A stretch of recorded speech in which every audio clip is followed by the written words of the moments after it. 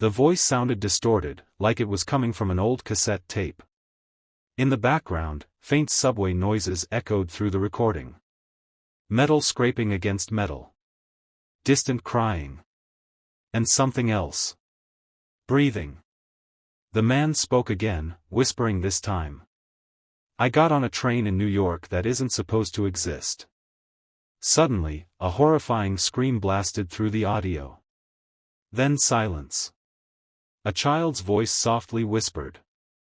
Mom, that man doesn't have a face. The recording ended there.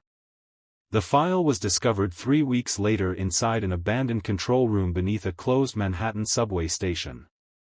Nobody knew who recorded it. But after the audio leaked online, several New York subway employees suddenly quit their jobs. Every single one of them told the same story.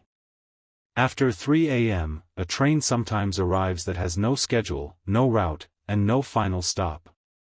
New York City. Winter. 2:58 a.m.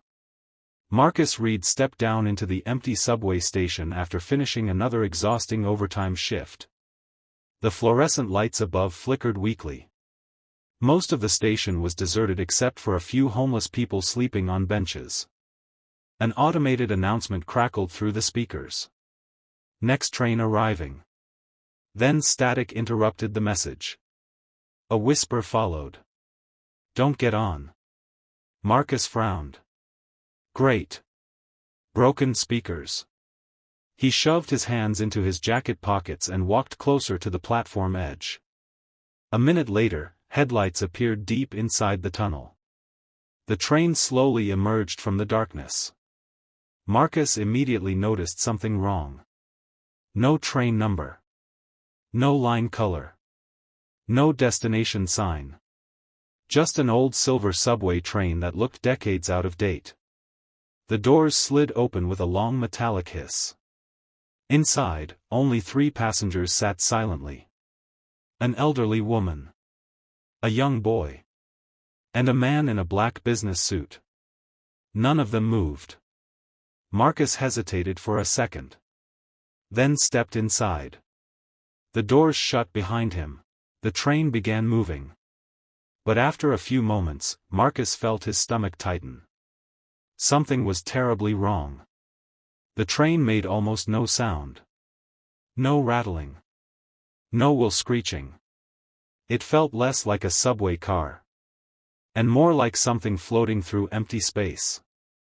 Marcus pulled out his phone. No signal. He glanced out the window. There should have been tunnel walls rushing past. Instead, there was only darkness. Endless blackness. As if the train wasn't underground anymore. The young boy suddenly looked up at Marcus.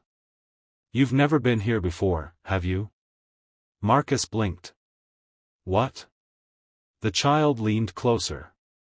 They like new people. Marcus forced a nervous laugh. Kid, where are your parents? The boy ignored the question. Slowly, he raised one finger and wrote something on the fogged window beside him. Don't fall asleep.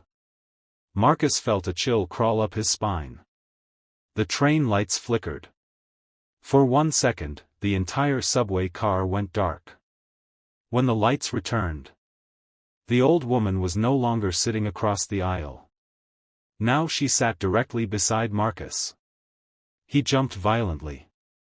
The woman slowly turned her head toward him. Her eyes were completely black.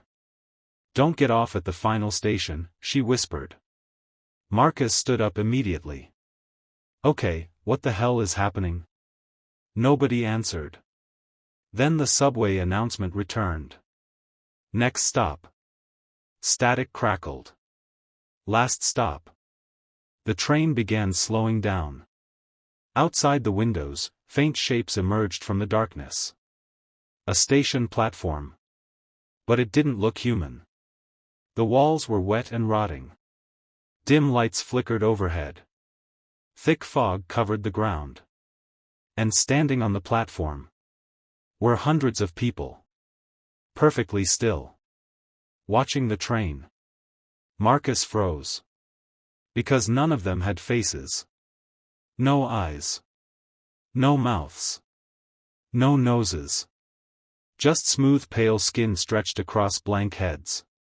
Every single faceless figure slowly tilted their heads at the exact same angle. Then they began walking toward the train. Marcus stumbled backward in terror. What the hell are those things? The little boy started crying softly. They're looking for new faces. The doors opened. One of the faceless figures stepped inside.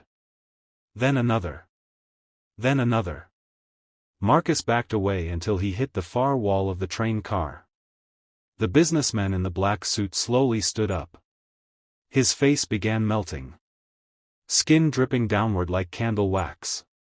Underneath. There was nothing. Just darkness. The faceless man stretched out his hand toward Marcus. Yours looks perfect. Marcus screamed and slammed his fist against the emergency exit button.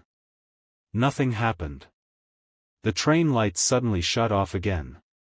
Complete darkness swallowed the subway car. Then Marcus felt them touching him. Cold fingers crawling across his cheeks.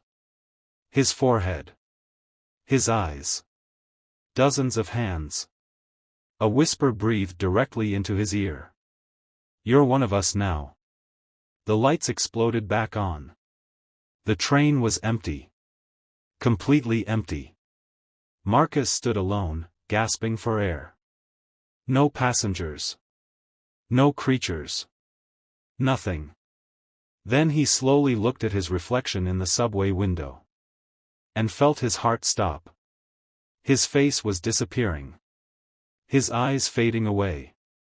His mouth smoothing over. His skin stretching flat. Like wet clay being erased. The next morning, an empty subway train was discovered abandoned inside a sealed tunnel beneath Manhattan. No passengers were found. But investigators recovered Marcus Reed's phone from one of the seats. The voice recorder was still running. And in the final seconds of the audio, hundreds of voices could be heard whispering together in perfect unison. Next stop, forever.